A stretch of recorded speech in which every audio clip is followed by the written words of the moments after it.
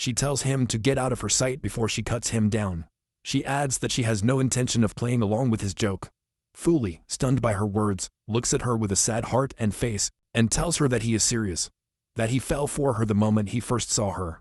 His confession takes Leo aback. Fuli continues, saying that he admires the way she carries herself so bravely, the way she always has a quiet smile on her face. And if she looks closer, her abs are perfect. He comments that he admires everything about her. When Leo hears the mention of her abs, she is completely astonished. She asks him curiously what he means by that and orders him to stop making a fool of her. Angrily, she asks if her body is so unseemly that he has to resort to praising her abs. Fuli gently holds her sword and, stunned, asks what she is talking about, commenting that her abs are the best part. He adds that he doesn't want some sheltered girl who was only raised for her looks. He points out that her abs, trained and formed on the battlefield, are 100 times more beautiful. Loudly, he declares that he thinks she is the most beautiful woman in the world. Hearing this, Leo sheathes her sword, tears welling up in her eyes. She says she doesn't understand him, as no one has ever treated her as a woman before. Crying, Leo runs away, sadness filling her heart. Fuli, surprised and saddened by her reaction, watches her leave. This was how Fuli first met Miss Knight Leo Cornelia. Leo was known as the unbeatable sacred sword. From birth, she was groomed to be a weapon against demons, always prepared for battle.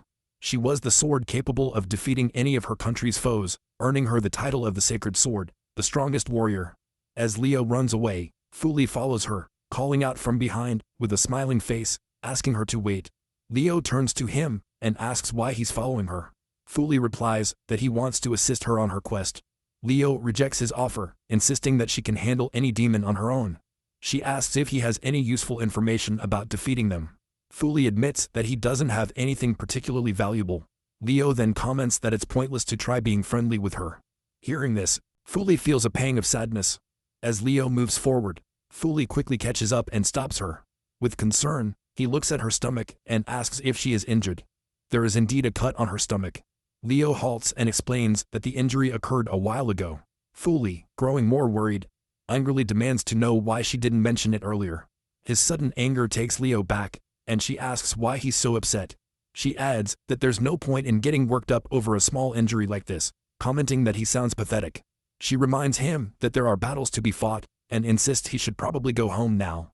As she prepares to leave, Fuli suddenly steps forward and tries to touch her stomach. Surprised, Leo quickly moves backward. With a worried expression, she asks him what he's doing, and if a wild beast has appeared. Shocked, she can't believe what's happening. Fuli tries to reassure her, but she calls him an animal and refuses to back down. Suddenly, he casts a healing spell on her scar. Leo, astonished by the magic, recognizes it as recovery magic, a high-level skill only a select few can use. She's confused about why he possesses such a powerful ability. As the wound heals, he keeps his hand on Leo's stomach. With a sad look, he says there's no such thing as a small injury. Seeing someone he loves hurt is unbearable. Leo, stunned and sweating, asks how long he plans to keep touching her. Fuli, flustered, claims it's part of the procedure, then denies with a smile that he was mesmerized. Even after the wound fully heals, he stays there, admiring her. Annoyed, Leo punches him and walks away, muttering that she knew she couldn't trust him. On the ground, he thinks to himself, Leo's abs really are beautiful. At home, Leo takes a shower. Fuli's confession of love keeps replaying in her mind, making her feel sad. With a worried expression, she reflects on the possibility that she made a mistake, and the words he said continue to haunt her. Thoughts. She looks at herself in the mirror, examining her body marked with numerous cuts and wounds. With a heavy heart, she thinks about how pointless it all seems, and wonders what the use is in feeling giddy about it. She adds that there's no way to transform her battle-worn body back into a more traditionally feminine state. With a heavy heart, she reflects that in her knightly household, she was the only daughter. Raised by a strict father, she devoted herself entirely to the way of the sword, discarding any notions of femininity. She states that her sole purpose is to live for the battlefield. Now back in the forest, she faces monsters, fighting them with determination. Using her sword skills and effort, she manages to defeat several of them. As the rain begins to fall, all the defeated monsters lie on the ground. She thinks about how bothersome it was, realizing she miscalculated and hadn't expected a horde of high-ranking monsters. Suddenly, she feels that her right arm is too weak to lift. Stunned, she sees another large monster approaching, intent on killing her. Injured and unable to move the arm she uses to wield her sword, she worries about how she will manage to defeat it. With a frightened expression, she remarks that it never gets easier. She tries to draw her sword, but her weakened arm won't cooperate. The monster draws closer, preparing to deliver a powerful punch. Overwhelmed and scared, she realizes she might be at her limit. Just as the monster is about to strike, Fuli suddenly appears, leaping in front of her and pushing her out of the way. The monster's punch lands hard on the ground. Meanwhile, they both fall backward. Leo gets up, angrily demanding to know why he is here. Fuli, however, sits near her and examines her wound, touching it gently. Shocked, she asks what he's doing. She orders him to move back and holds his head. Fuli, however, insists loudly that he can't do that because he loves her and needs to convey his feelings before they might possibly die. Confused, she asks Fuli why he chose this moment to make a confession, and if he can't see the situation they're in. Meanwhile, the monster prepares another punch. Fuli, still sitting, doesn't notice it, but Leo does, and becomes worried. In a burst of anger, she pulls out her sword and delivers a powerful blow, slicing the monster cleanly in half. The speed of her attack forces Fuli to duck, narrowly avoiding being struck by the same blow. He is stunned by her impressive display. Suddenly, Leo notices that her arm begins to function normally again, leaving her completely surprised. With a smiling face, Fuli comments that he knew she could do it, admiring how she defeated the monster with a single strike despite her condition. He adds that it was so dangerous he thought he might die. He also apologizes for earlier, though he was checking for injuries he could heal. Fuli stands up, laughing, and comments that when he heard she was going to fight the demon horde alone, he must have panicked. She then loudly demands to know what he thought he was doing. She questions why he is so willing to risk his life for her, and why he would try to save someone like her, who she feels has no value as a woman. She adds that despite everything he's done, there is no way she could ever like him. Sadly, she tells him that it's too late for her to become ladylike or to be by his side. She explains that beneath her armor is a scared and battered body, and she has long since given up on being a woman. Loudly, she asks if he understands what she's saying, and orders him to stop following her in that manner. Her heart is completely broken, and she feels overwhelmed with sadness. But Fuli, with a polite tone and a small grin, reassures her that he understands everything she said. Despite that, he would still be honored if she would become his lover. Leo was taken aback by his words. Fuli then kneels before her and, with a romantic gesture, tells her that he doesn't mind her scars at all, and she doesn't need to act feminine. He declares that, no matter what, he loves her just the way she is. He shifts to a somber mood, and says that if his feelings are a bother, he will just give up. Hearing this, Leo grabs him by the hair, causing him pain. He asks what she's doing, and she tells him to be quiet. She explains that his persistent declarations have been irritating her, so she felt the need to hit him. With a flushed face, she adds that if he's going to go this far with his talk, then fine. She says that no matter how much she might want it, there is no way she can become ladylike. But if he still wants to love her, then he can. Fuli, hearing this, is taken aback and completely surprised. With a smile and a look of amazement, he agrees with her. Waiting for the day, she decides to change. After a while, he asks if Leo can use magic. She hesitates, then explains she usually handles her enemies with her sword. Fuli agrees, but suggests magic might come in handy. Lighting a fire on his finger, he offers to teach her if she's not skilled. Leo, annoyed, orders him not to underestimate her, and prepares to demonstrate her magic. Magic. Fuli, intrigued, asks what kind of magic she'll cast. Leo conjures a ring of fire, with dust swirling around her. Worried, he asks if she's okay and requests her to speak. Unable to look at her, when the dust clears, Leo emerges, dirty and silent, simply saying, "Could." Fuli, puzzled, asks what she means by that, commenting that she failed at the magic. Annoyed, she snaps at him, insisting that he doesn't understand. She explains that what he witnessed was a high-level explosion spell called Explosion. Fuli clarifies that being in the center of that explosion meant she self-destructed. Leo turns to him in anger. He examines her injuries and remarks that he can't keep healing so many needless wounds. He begins using his healing magic on her, thinking to himself that the explosion spell she used clearly has potential. He realizes that if it had been a regular person, the magic would have fizzled out when cast.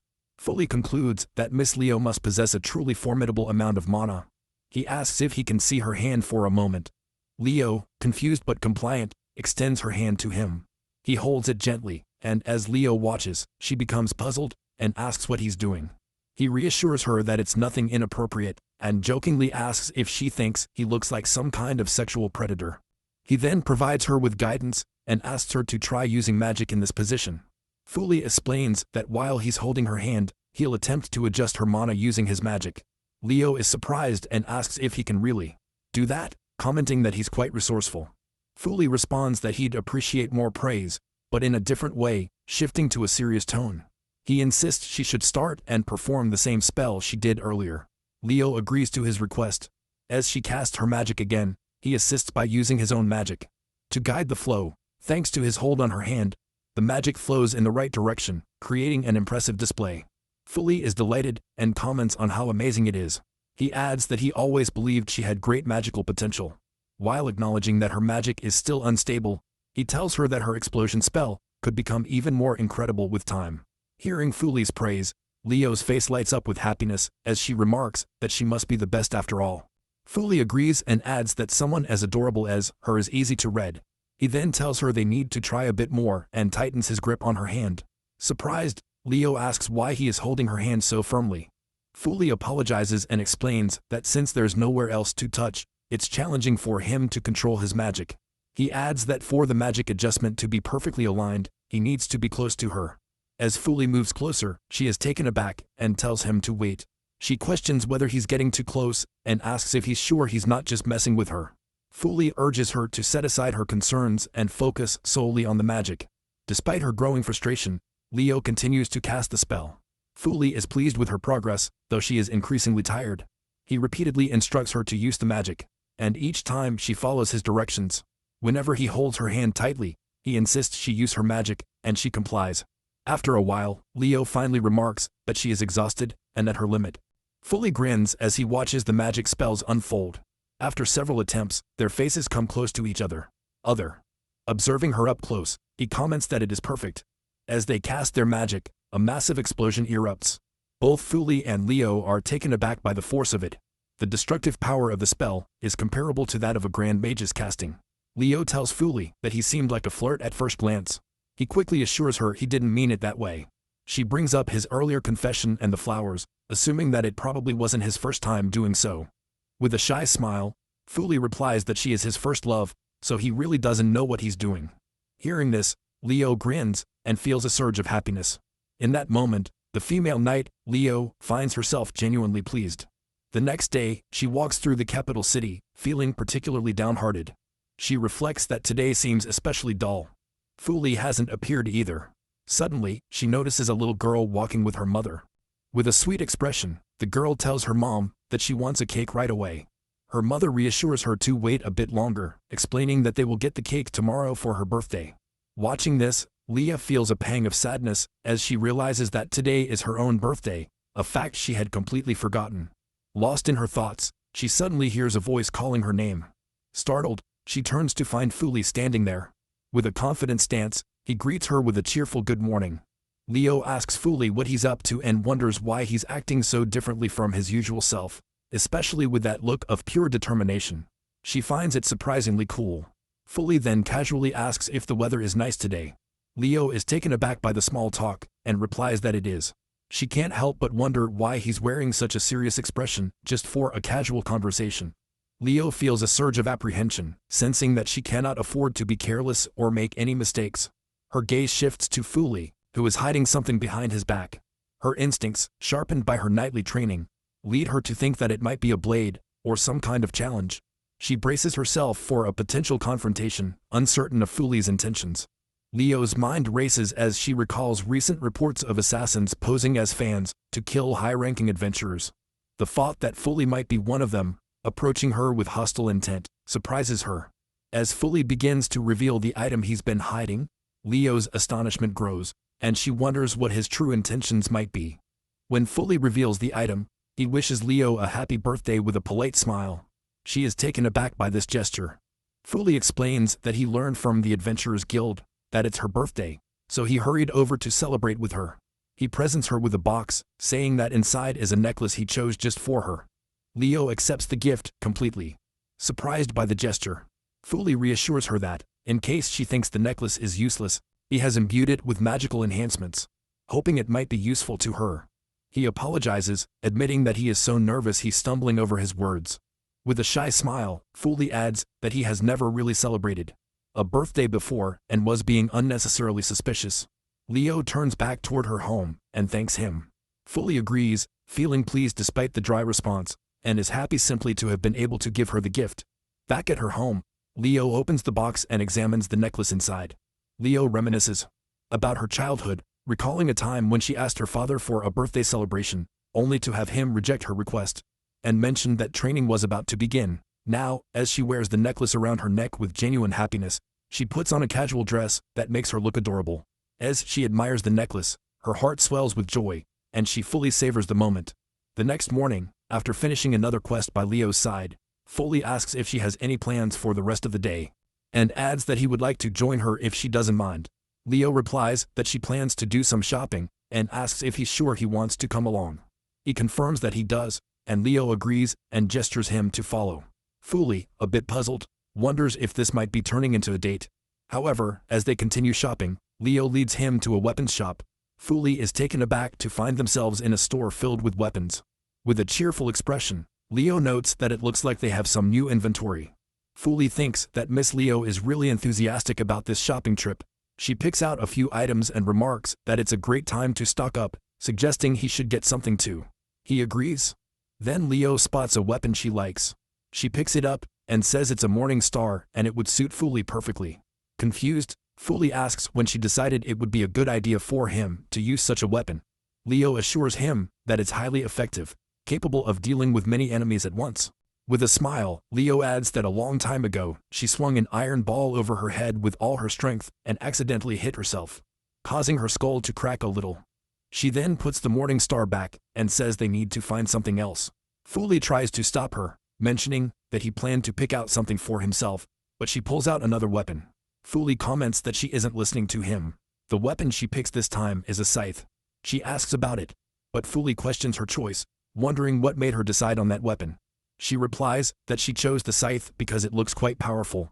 She adds that when she was a child, she used it to gouge out many goblin eyes, and it served her well. Fuli comments that her attachment to weapons seems quite peculiar.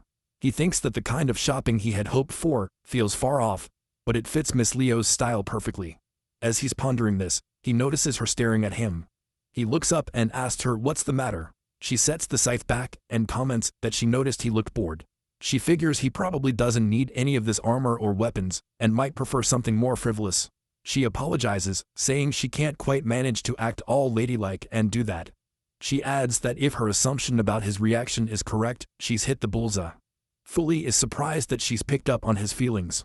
He reassures her that it's not quite like that. With a smile and a cute expression, he tells her that more than anything else, simply talking with someone they care about and making them smile is the best part of this. That's why he's perfectly fine with it. Leo realizes what he means and, with a happy face, asks him what he thinks about them going with the Morning Star weapon and starting to discuss training with it. Fuli, puzzled, asks if they are really going to buy these things. She adds that she also wants to discuss techniques for using a scythe. Fuli agrees and says he'll buy them. For Fuli, seeing this Leo's smiling face is worth more than anything he could purchase from the shop. The next day, Fuli is at a location for the quest, waiting for Leo, but she is nowhere to be found. He mutters to himself that Miss Leo isn't here, even though she promised to join him for the quest. Since it's just a low-ranking quest, he decides he doesn't need to hurry. Suddenly, Leo calls out to him from behind. She apologizes as she kept him waiting. Fuli is surprised and points out that she's late. With a distressed expression, Leo asks if they can start now. However, he notices something off about her. He tells her that just by looking at her, it's clear she has caught a cold. She insists that she couldn't possibly be sick, but then suddenly starts coughing. Fuli quickly confirms that she is indeed coughing heavily and sounds like she's in serious trouble. He steps closer and demands that she let him take a look at her. He places his hand on her forehead to check for a fever, and Leo is taken aback by his concern. Fuli, in turn, is shocked to find that she has a very high fever. Hearing this, Leo grows even more concerned. He insists that they need to see a doctor and get her checked out immediately. She quickly swats his hand away from her forehead and, with frustration, demands to know what he thinks he's doing. Fuli, deeply worried, tries to calm her by saying she's at risk of collapsing if she doesn't get help. Despite sweating and feeling extremely ill, Leo remains resolute. insisting that even with a cold, she is still the strongest knight, and will never give up so easily. He wonders aloud what she's trying to win against. He understands, noting that she seems to have ignored his words. Suddenly, Fully steps forward, lifts her into his arms, and firmly instructs her to go to the doctor. Leo, shocked, demands to know what he's doing. Fully explains that since she refused to listen to him, he has no choice but to take her there by force. In a light-hearted tone, he comments that she feels a bit heavy. Leo responds that being on the heavier side isn't a big deal. She explains that while social standards might favor lighter women, her training as a warrior has developed her muscles, and she takes pride in that. She also apologizes for her earlier rudeness and asks him to put her down, worried about how it might look if someone saw them like this. Fully reassures her, saying there's no need to worry because they're taking a back alley where hardly anyone goes. He adds that just as she upholds her duties as a knight, he can't stand idly by when a woman needs help. He believes this is how a man should act, especially when that woman is someone he heavily loves.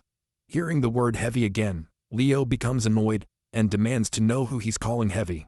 With a smiling face, he clarifies that he wasn't saying she is heavy. He meant that he is deeply in love. Realizing it was a joke, Leo comments that she'll remember it. Fully laughs and says he's ready for whatever she might throw at him. The next day, Fully and Leo are in the forest, tackling some quests. Leo defeats a mushroom monster with a swift cut from her sword, slicing it cleanly in two. Seeing this, Fully expresses his delight, commenting on how easily she handles it. He notes that even though it was a rare mushroom, she defeated it effortlessly.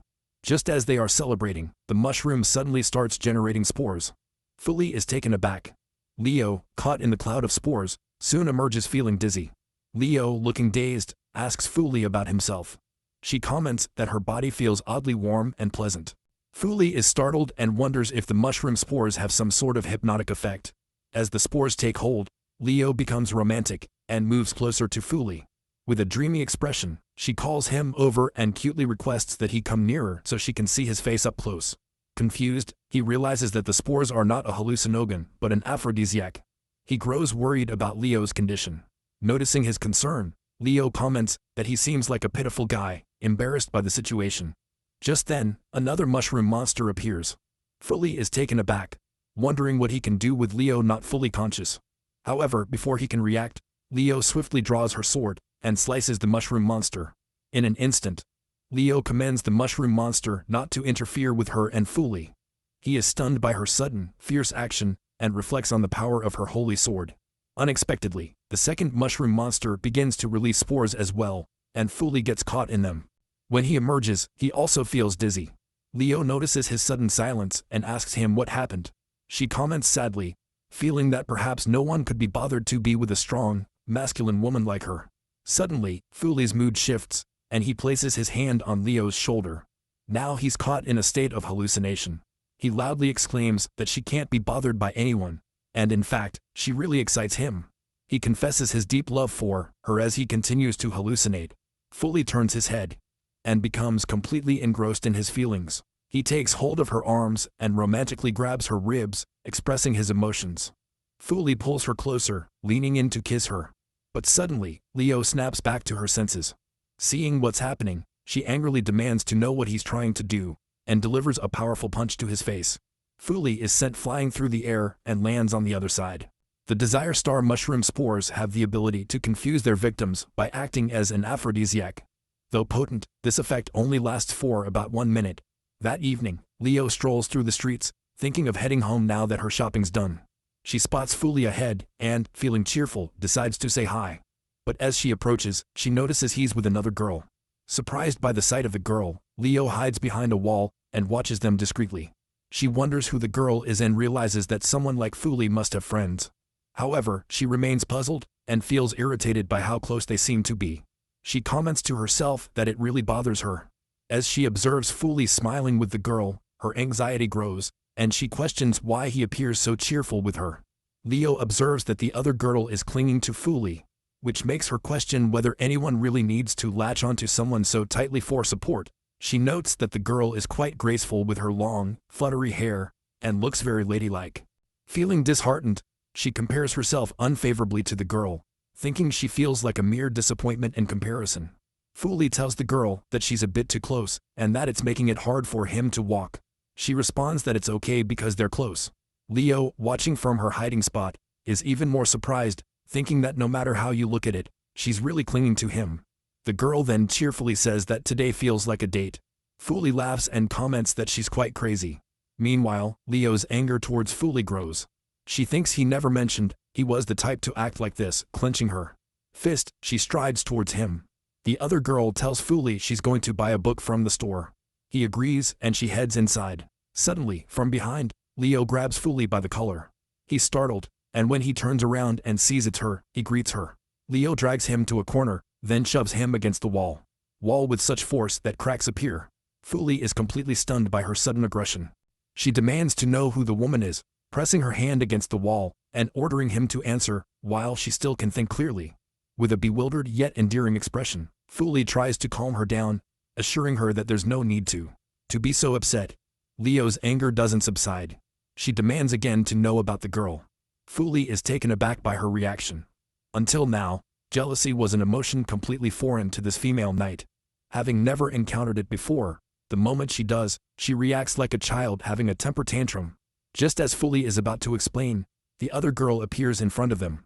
She addresses Leo, asking if she is the sacred sword, and requests that she kindly remove her hand from Fuli. She demands to know how Leo dares to attack him. Fuli, taken aback, tries to intervene, saying it's a misunderstanding. However, the girl doesn't listen and quickly moves to punch Leo. Despite the speed of the strike, Leo, being a strong knight, easily blocks it. She realizes that the girl's quick reflexes indicate she is no ordinary person. The girl loudly demands that Leo stop bullying her big brother. Leo is taken aback by this. Fuli, looking frustrated, tells his sister to calm down and asks why she's acting this way all of a sudden. His sister apologizes and explains that she thought Leo was bullying him. Fuli reassures her that Leo isn't like that. Still confused, Leo turns to Fuli and asks who this girl is. With a cheerful expression, Fuli apologizes to Leo for the confusion. He introduces his sister, saying her name is Anri Dent. Anri, with her hands clasped in front of Leo, apologizes for the misunderstanding. Fuli places a hand on Anri's head and praises her, saying she's a good girl. Leo reflects on whether it's just her impression, or if Fuli seems to be turning into a bit of a siskin. But she feels relieved to know that Anri is his younger sister. Fuli, curious, asks Leah why she was so angry with him earlier, wondering if he did something to upset her. Leah was taken aback by the question and feeling confused. Explains that it was just a test. She wanted to see if he would be intimidated by her spirit, and learning about his little sister threw her off as well. Hearing this, Fuli's face lights up with joy. He raises his arms in excitement and vows to become strong enough to stand by Leo's side, determined to earn her respect. Leo agrees with Fuli's resolve. Just then, Henry calls out to Leo, and in a playful mood, sticks her tongue out at her, making a silly face. Leo is taken aback by this unexpected gesture. After teasing her, Henry quickly hides behind Fuli. Fuli, noticing the interaction, asks if something is wrong. Henry assures him that everything is fine. Leo observes and concludes that Henry must be a bit of a broken. She then suggests to Fuli that he might want to distance himself a bit from Henry. Confused, he asks if he did something to upset her again.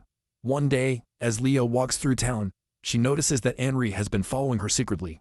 Leo reflects that it's been a few days since she learned about the Henry siblings, and now she has a new concern. Why is Henry stalking her?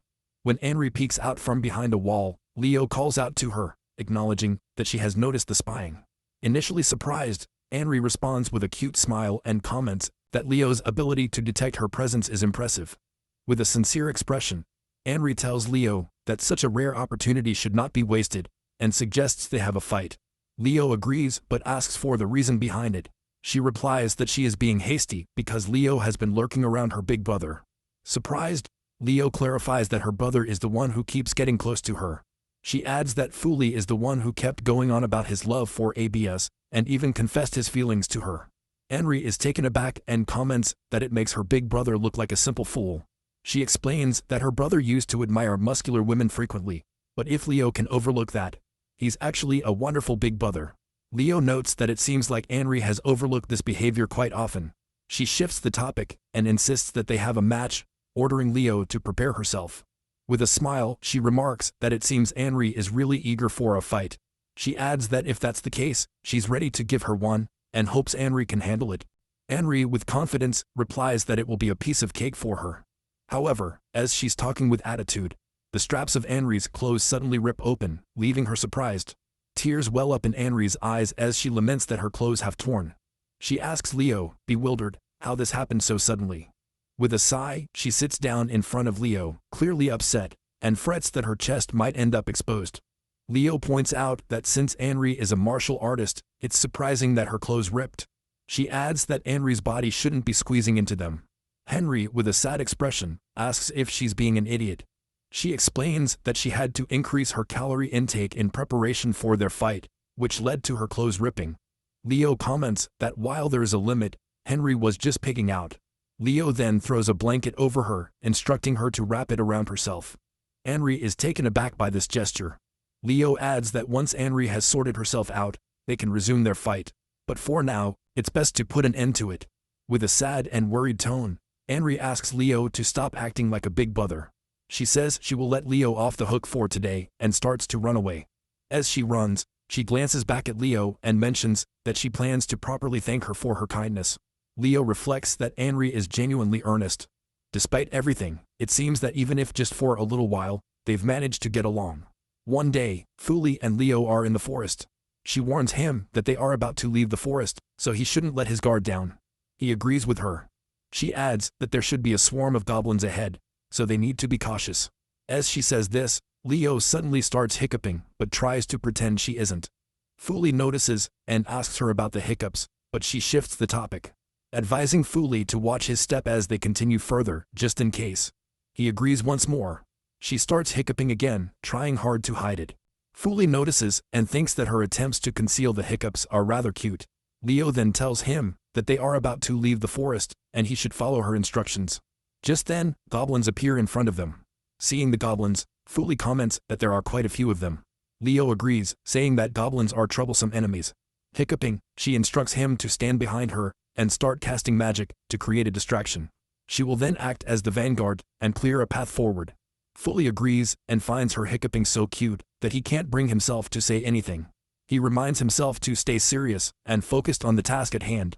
Leo draws her swords and engages the goblins, fighting them off despite her persistent hiccups. Fuli observes, thinking that her hiccuping is quite intense. After some time, she has defeated all the goblins except one. She aims her sword at the remaining goblin and declares that its luck has run out now that it faces her. As she prepares to finish it off, she hiccups again, then delivers a final blow with her sword, defeating the last goblin. After defeating the last goblin, Leo tells Fuli that she may have gotten a bit carried away in the heat of the moment, and that her arm feels numb. Fuli reassures her, saying she did a great job, and that it's no surprise given her skill. Leo responds by saying that he is quite useful himself. Fuli admits to himself that he was mostly distracted by her hiccups. Leo thanks him, then hiccups again. Surprised, Fuli figures there's no way she can deny it now. Noticing his grin, Leo asks why he's smiling. Caught off guard, he says it's nothing. She misreads his reaction and insists he's got the wrong idea. She didn't hiccup during the fight, so he shouldn't assume anything. As the hiccups stop, Fuli relaxes, quietly enjoying the moment. Leo feels some pain in her body and mentions that her shoulders are a bit stiff. Fuli suggests it might be because they've been tackling so many high-ranking quests. She agrees with him. With a cheerful expression, Fuli asks if she would let him give her a massage. At first, she hesitates, but Fuli persuades her, politely asking her to sit on a nearby stone. She sits down, still a bit worried about the situation. Fuli says that it's time for him to get to work. As he places his hands on her shoulders, Leo immediately feels a wave of relaxation throughout her body.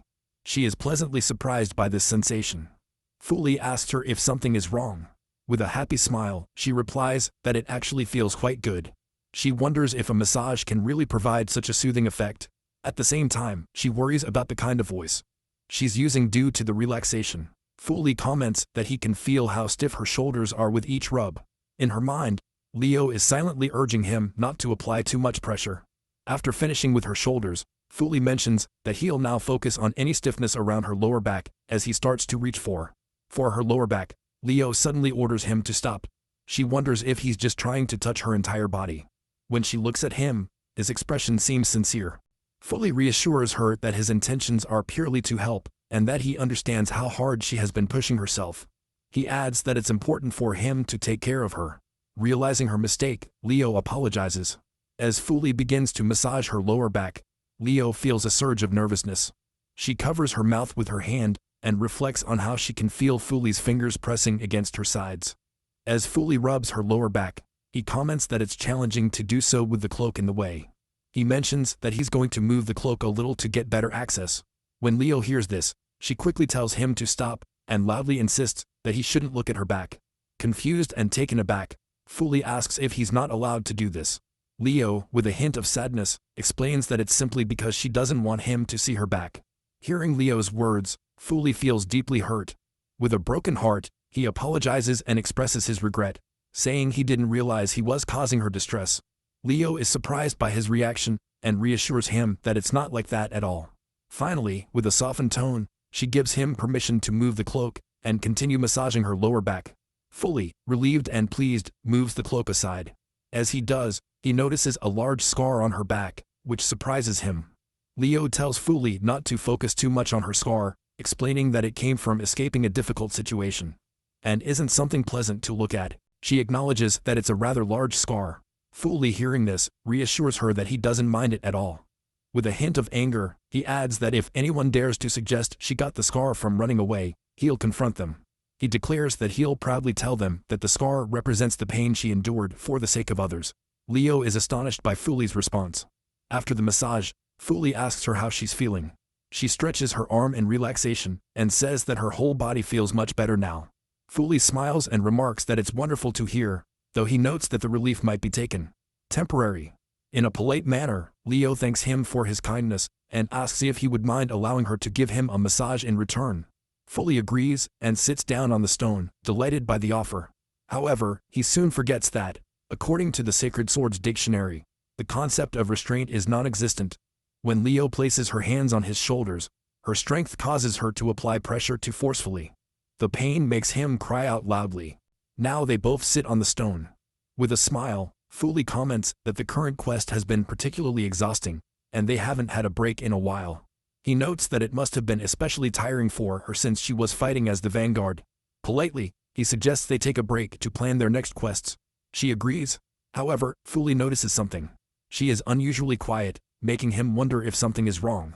He wonders if she is trying to concentrate on something and decides not to bother her with conversation. As he looks around and comments on the pleasant weather, Leo suddenly rests her head on his shoulder. He is taken aback by this. Realizing that Leo has fallen asleep, he is momentarily stunned and starts to ask what she's doing. But seeing that she's sleeping, he decides to remain quiet. Fuli is uncertain about what to do next. He wonders if he should wake her up, but worries that she might get angry if he does. As Leo sleeps, she murmurs Fuli's name. Fuli, delighted by the sight, thinks that her sleeping is incredibly cute, and that she might even be dreaming about him. He is taken aback when, in her sleep, she complains that Fuli is annoying her. He mentally apologizes, feeling a bit embarrassed for being bothersome even in her dreams. He decides he shouldn't wake her just yet, wanting to savor this moment a little longer. He wishes this peaceful time could last a bit more. After a while, Leo stirs and wakes up, startled by the situation. She feels she's made a mistake, not expecting to doze off like that. She reflects that it's unusual for her to fall asleep so easily, but being next to Fuli made her feel unusually calm. When Leah sees him still sleeping, she feels a surge of happiness, thinking that she's safe and the tables have turned. She considers that if she wakes him up, he might dismiss her dozing off as just a fleeting dream. At that moment, Fuli rests his head on her shoulder. Surprised, Leo asks what he's doing. Ultimately, they both end up enjoying a peaceful afternoon nap together. After some time, rain begins to fall, surprising both of them.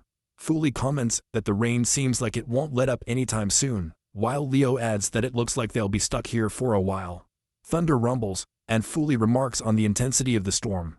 Hearing the thunder, she wraps her arms around herself in fear. Fuli asks if something is wrong, but she simply replies no. Suddenly, a brilliant flash of lightning strikes the ground in front of them. Fuli comments that the lightning was quite a shock. He notices that Leo looks very frightened and says that his observation is accurate. Politely, he asks if she might be afraid of lightning.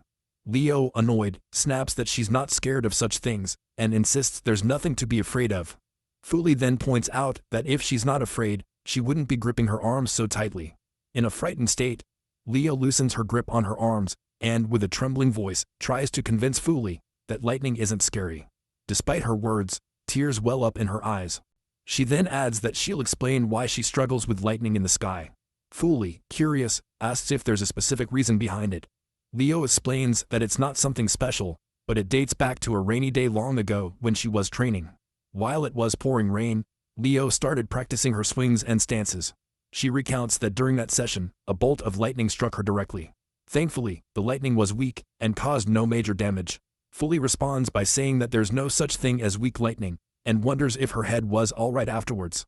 As they're talking, another intense bolt of lightning crashes down nearby, startling both of them.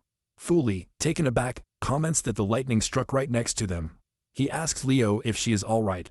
Leo, sitting on the ground with a downcast expression, responds that her legs didn't give out. He inquires if she can stand up. With a hint of sadness, Leo admits that if anyone found out about her being this frightened, it would tarnish the name of the sacred sword. She feels deeply ashamed. Fuli reassures her that he won't tell anyone about this. Fuli adds that this is something he wants to keep just for himself. He tells Leo that she always gives her best to the point of being nearly perfect, and he feels fortunate to be the only one who knows this side of her. Leo then tells him to come a bit closer and makes it clear that she doesn't want to hear any complaints. As they wait for the rain to stop, she begins to act a bit differently from her usual self. After some time, they both change into their training outfits and prepare for the session. Leo asks Fuli if he's sure he wants to go through with this. He enthusiastically replies that he does and requests to accompany her during her training. Leo informs him that she has no intention of altering her usual workout routine just because he's joining. She adds that she won't slow down if he struggles to keep up. Fuli agrees with a smile, mentioning that even though he might not look like it, he can handle exercising, and is excited to see her in action. They begin their workout, and Leo starts with push-ups. She instructs him to do 500 push-ups for the warm-up. Fuli is taken aback and, looking puzzled, asks if such a high number is really necessary for a warm-up. Leo responds that this is just a normal routine, and tells him to start. As she begins her push-ups, she performs them with incredible speed. Fuli, watching her, realizes he needs to keep up. By the time he starts, she is already finished. Leo informs him that push-ups are done, and now it's time for 500 sit-ups, followed by 500 squats. Fuli is completely stunned by the announcement. Fuli remarks that things are only going to get tougher, and no one would blame him if he decided to go home. Despite this, he refuses to back down. He thinks to himself that this is challenging, as expected from Miss Leo's workout. But he can't give up. He doesn't want Leo to see him in a pathetic state. While he's grappling with these thoughts, Leo is holding a sword, counting to 999. She finishes her final swing and announces that she has completed 1,000 practice swings. As Leo wipes the sweat from her brow, Fuli, looking utterly exhausted, approaches her. He calls out to her and says that he has finished warming up. Surprised, Leo remarks that she didn't expect him to sweat so much from just the warm-up. She then suggests they run 10 kilometers next. Fuli agrees, though he struggles to keep up. After a while, Leo is standing strong, while Fuli lies on the ground, completely spent. He admits, breathlessly, that he couldn't even manage half of it, which was pretty much what he expected. Feeling disheartened, Fuli laments that he is worthless, even though he tried, and apologizes to Leo for his perceived inadequacy. He had hoped she would recognize his effort, no matter how small. Leo reassures him, noting that, until now, only a few people have asked for her training, and they all complained and quit halfway through. She tells him that he is the first to reach the end without a single complaint or giving up. Fuli is taken aback by this revelation. Leo adds that if nothing else, she appreciates his earnest determination, even if it seems a bit foolish. He responds that he thought it was natural to endure training without complaining. She points out that many people struggle with that. Fuli then asks why he would complain when he gets to see Leo exercising. When she inquires further, he explains that to him. Watching her is such a sight for sore eyes that he'd be willing to pay for it. He comments that Leo's physique is like a national treasure, but he particularly admires 3 areas: her abs, her lower back, and her glutes. He adds that today he had the pleasure of fully appreciating these exceptional muscles. He explains that watching her work out so intensely made the workout itself feel effortless. For him, seeing her beautiful form in action made the experience truly enjoyable. He eagerly asks if he can work out with her again. With a playful smile, she expresses disbelief that his motivation was due to such a creepy reason. Since she enjoys seeing him work hard, She insists he needs to do more hands-on training so he can get an even closer look at her. Hearing this, Fuli groans that his muscles are sore and he doesn't think he can take another step. However, she firmly disagrees and instructs him to continue. One day, Fuli walks through town searching for Leo. He wonders where she might be. Suddenly, Leo appears and calls out to him from behind. Fuli's face lights up with happiness upon seeing her. However, as she approaches, she places a hand on her head and looks a bit downcast. She apologizes for being late. Fuli reassures her that it's fine and asks about her current pose, wondering if there's something wrong with the weather. Leo tells Fuli to stop with the small talk and reassures him that the pose doesn't mean anything, so he shouldn't worry about it. Fuli, still curious, asks if she's really alright and if she might have injured her head. She replies that she hasn't. Concerned, Fuli insists on checking her head himself. Leo then pulls her hand away from her head, turns her face toward him, and assures him that nothing is wrong. Fuli, still unconvinced, questions why Leo is turning her face away and tries to get a better look. As he attempts to see her face, she keeps turning it and moving in circles. Frustrated, he expresses his disappointment and asks if she really doesn't want to show her face. Leo responds that it's not the case. Apologizing, Fuli acknowledges that he must be making things difficult for her. Leo reassures him that it's not a problem. With a heavy heart, he tells her that he has lost the will to continue for the day and decides to head home. As he turns to leave, Leo suddenly stops him. She agrees with his sentiment and reveals her face. She asks him to take a good look. It turns out that her bangs are cut a bit too short, a result of a minor mishap from this morning. She explains that it's nothing serious, just a little mistake with her haircut. He remains silent, simply gazing at her. Leo reflects on past instances when she had cut her hair, and remembers considering fixing it because Fuli would see her in this state. She explains that she was a bit sleepy this morning and usually doesn't make such mistakes. Sadly, she adds that while she knows it looks quite odd, she doesn't really care about what others might think. Leo tells Fuli that his speechlessness proves her point, as he hasn't said a word for a while. Suddenly, he speaks up, saying that it's not like that at all. It's actually extremely cute and wonderful.